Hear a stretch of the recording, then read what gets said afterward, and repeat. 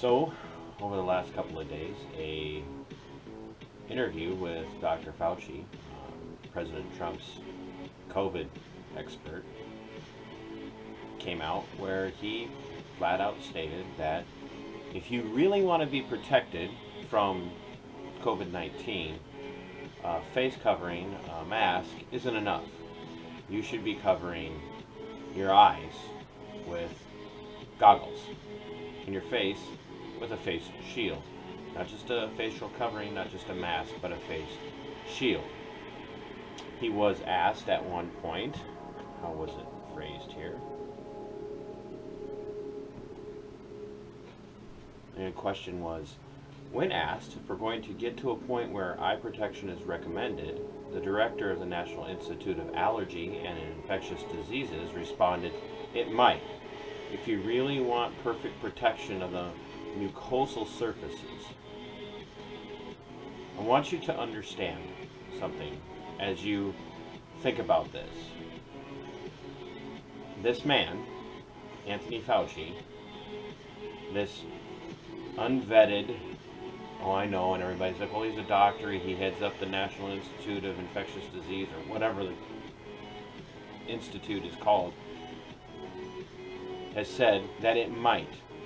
Everything that he has suggested thus far has been implemented by different government entities across the United States. Granted, this stuff's not being implemented by the feds yet, but it is being implemented on the state level, and that's troublesome. I want everyone to understand something. You and I, us, as American citizens, we listened back in the beginning of March. As we got into the middle of March and our different governors and our different mayors all implemented different, should we say, precautionary measures for the public when it comes to how we're going to handle COVID-19. We obeyed to some degree, if you will allow the use of that word. We said, okay, we're going to flatten the curve. Fine. We want our hospitals to be prepared. Then reports started to come in that hospitals weren't getting inundated the way everybody said they were. Videos came out from all over the United States of hospitals that weren't filled up, that parking lots weren't full of long lines of people waiting to be tested, waiting for access to medical care because they were suffering and dying of COVID. It wasn't happening. It didn't happen. It didn't manifest. Here in the state of Minnesota, Governor Walz arbitrarily spent,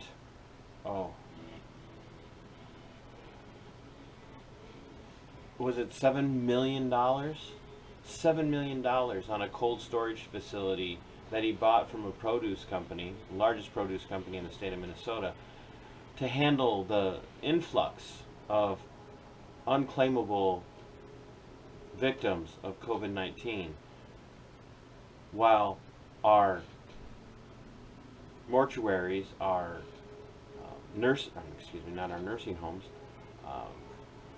our funeral homes went unutilized for just normal situations, just normal deaths, if you will. And some of the funeral home experts, people who do this for a living, were sitting there going, we can handle this. It never manifested. And so here in the state of Minnesota, Governor Walz coined his phrase, adjusting the dials. We're going to adjust the dials. We're going to turn things back more towards normal, but I've got my hand on the dial and I can adjust it whenever I want. Yes, he said that. So here we are. Let's just say, let's count from the middle of March. April, May, June, July, we're almost into our full 6 month. Our economy's been devastated. We've done everything that Fauci has asked us to do. We've had massive riots by criminal thugs. Numbers are allegedly peaking again or spiking again in the Minneapolis Twin Cities area. I wonder if that might have anything to do with the massive riots that took place for a couple of weeks, really, up in the Twin Cities, but nobody's talking about that. Nobody in an official capacity. We now have, in effect,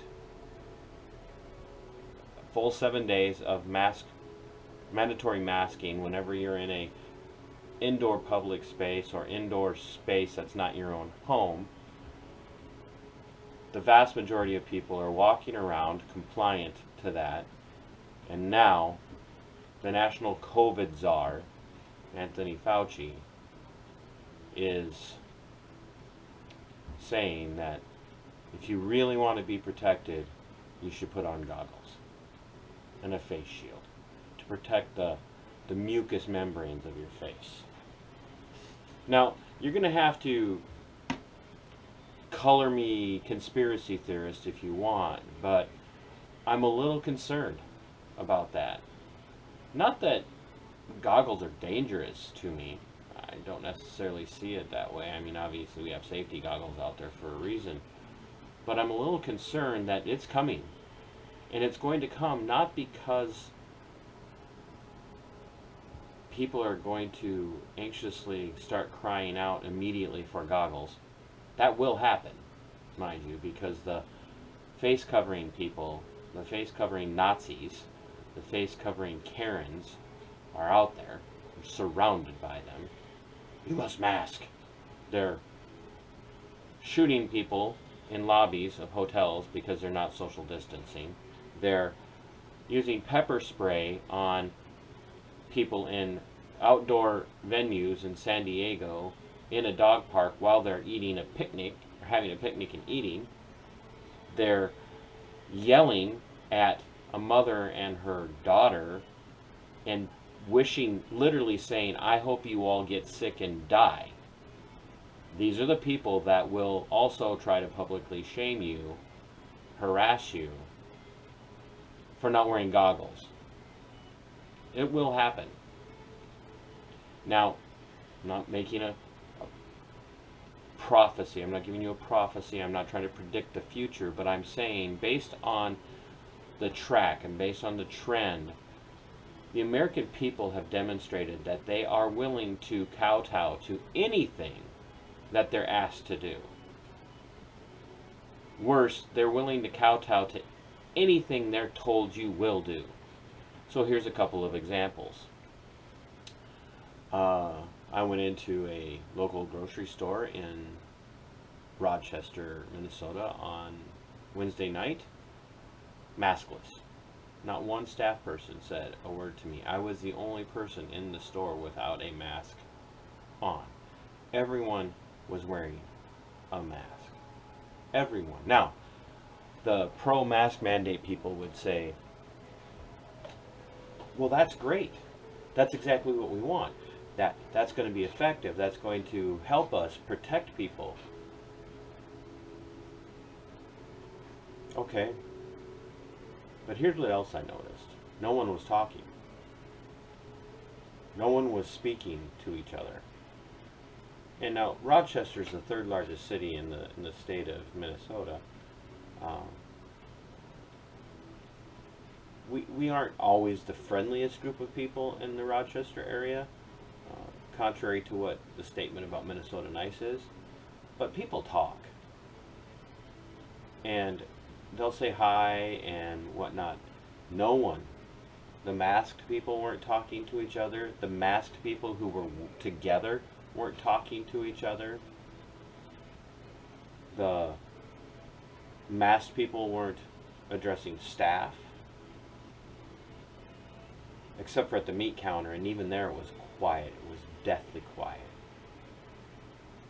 And no one was talking to me. I had to start up a conversation with somebody over charcoal. It was just staggeringly silent inside that store. And then, last night, I went into a local ice cream shop. Privately owned, non-chain, non-franchised, but I just went into a local ice cream shop to stop and grab something on my way home for a loved one. And I was in line for 15 minutes.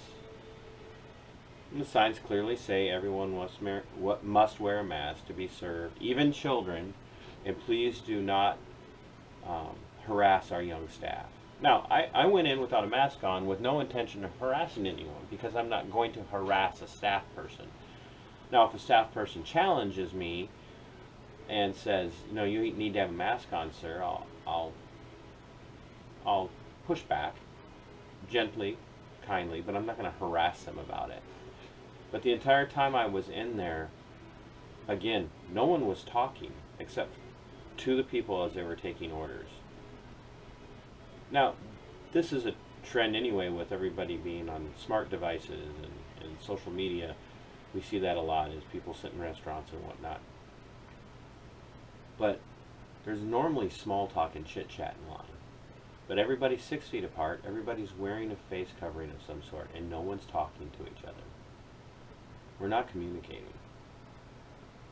And I thanked the young lady who helped me and told her that I really appreciated the fact that she didn't insist on making me wear a mask for me to get the product that I stopped for. And had they said, "Well, sorry, we can't serve you if you're not going to wear a face covering or a mask," I would have very politely said, "Okay, thank you," and I would have left without purchasing. No one needs ice cream. It's not a necessity. But the reason I bring that up, and I'm not going to go on much longer, is when you have the man who initially said we shouldn't be wearing masks, we shouldn't be wearing face coverings, especially not medical grade masks, because those need to be saved for the medical professionals, then we have to wonder, when he changes his tune and says that we need to start requiring this and it should be mandatory, what's going to happen when he starts talking about goggles and face shields? And here's what I noticed also in the commentary from the legacy media, from the mainstream media. Here are the similarities. They stated, right now, face shields should be saved for medical environments, for medical institutions, for medical staff, for professional medical workers. What's that sound like?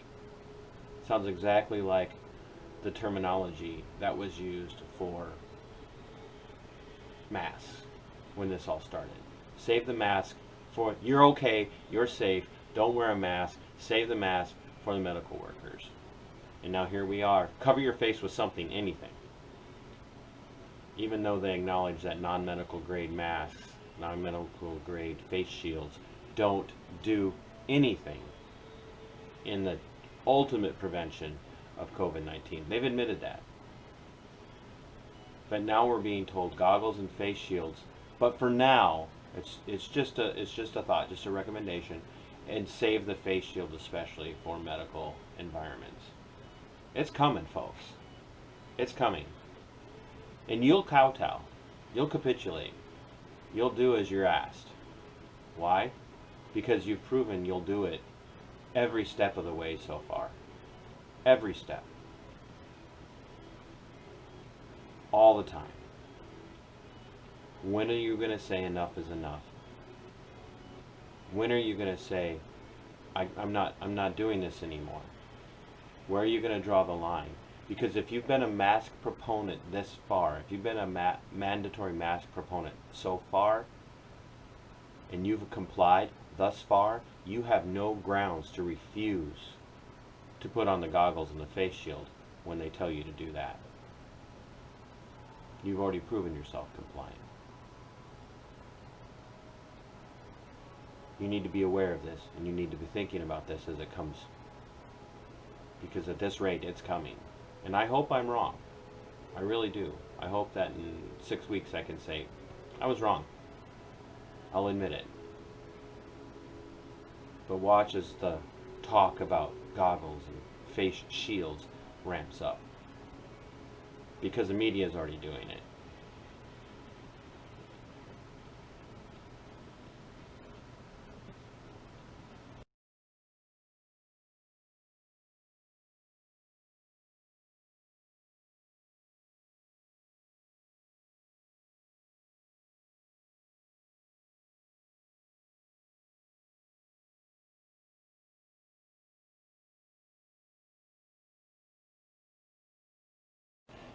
As always, thanks for watching the video. Thanks for being open-minded. Thanks for listening. I would ask that over here in the corner, somewhere on your screen, you hit the subscribe button. It's important, not for me, but because mainstream media, legacy media, isn't going to get the word out. They're not going to let people who don't toe the established line speak. So for the sake of liberty and for the sake of the defense of this nation, small little independent voices like mine need to be heard, especially the interviews. It's got very little to do with my commentary and a lot more to do with the interviews and the people who are affected when liberties are tread on. So once again, hit the subscribe button, like, subscribe, and share. Thank you very much.